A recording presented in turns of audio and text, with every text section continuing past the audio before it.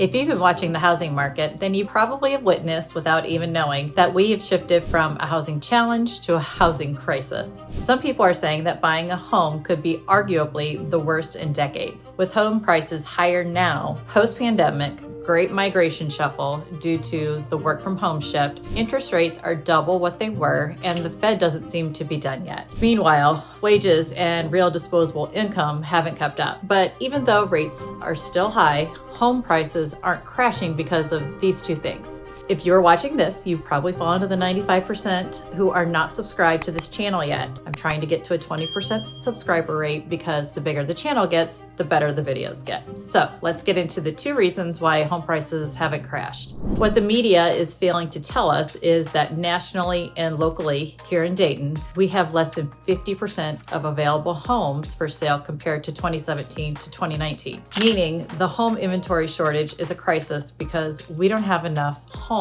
for sale to even be close to normal levels. But it's getting worse, not better yet. And let me explain why. There's more buyers now than ever. Even with higher rates, the buyers just don't stop buying, right? It's not like they're going away. A 1% increase or decrease in mortgage rates unlocks over 11% in buying power, meaning a 1% rate drop on a $400,000 home can either increase your buying power to $440,000 or decrease it to $360,000. This is called shadow demand.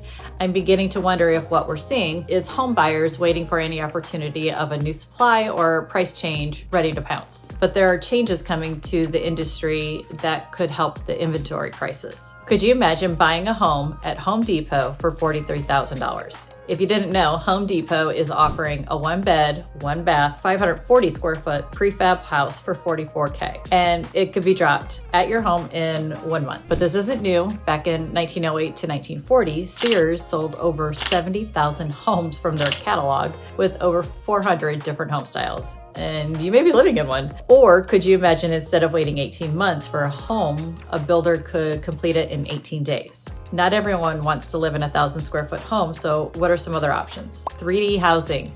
3D printed homes could be built for several thousand square feet and could turn 18-month construction delays and issues into 18 days on your land, anywhere, on any surface. Plus, it's 40% less cost, but with better quality materials, and it's practically invincible. Stormproof, waterproof, fireproof, and it's more modern and customizable. So, just like AI, these aren't new and they aren't far-fetched ideas, but they are hitting critical mass, and this could just be the future of home building. Those are coming in the future. We still need a solution now. You need to know something very important about the American population to understand the housing market for the next decade. Rebounding adult population growth will now fuel household formations and new housing demand for the rest of the decade. JBREC expects the U.S. adult population ages 20 plus to grow by 18 million from 2020 to 2030. Suburbs and exurbs will grow the fastest, 7.3 million additional 30 to 49-year-olds between 2020 and 2030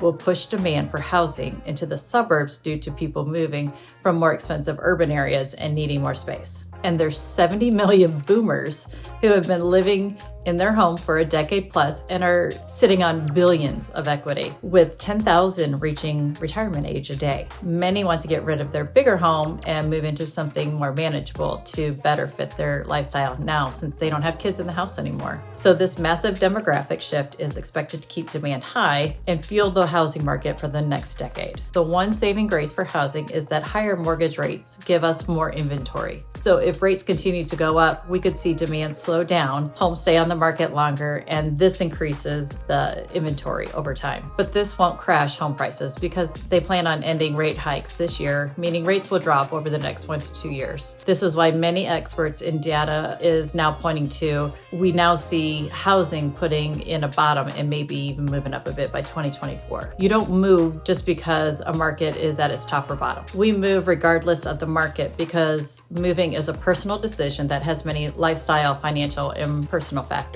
So it's best to consult an expert you can trust who will help you weigh the pros and cons. Not just someone who will tell you you should move, but someone who will advise you based on your personal situation. If you made it to this point in the video, there's a good chance you're probably looking to move to the area or you're looking for a new home. We've helped many people in Dayton, so my team and I would love to be your real estate resource of choice. Just email me at carriedawayrealestate@gmail.com to get started.